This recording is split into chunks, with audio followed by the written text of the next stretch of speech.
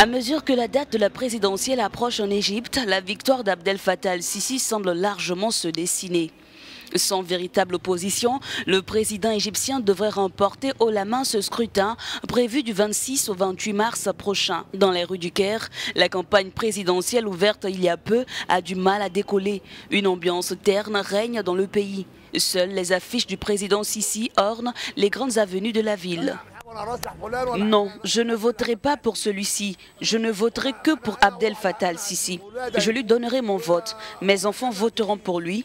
Toutes les générations à venir lui donneront leur vote.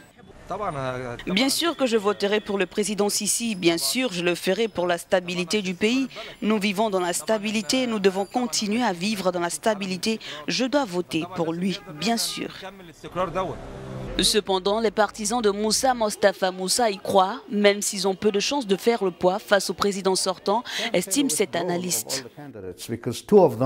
Vous ne pouvez pas dire que tous les candidats se sont retirés puisque 2 d'entre eux sont en prison.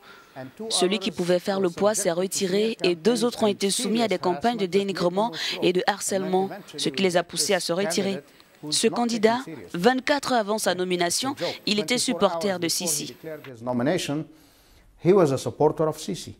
Arrivé au pouvoir en 2014, cet ancien chef de l'armée avait remporté l'élection avec 97% des voix, un score qu'il entend bien rééditer cette année. Le taux de participation reste à ce niveau, le seul inconnu pour ce scrutin contesté par l'opposition.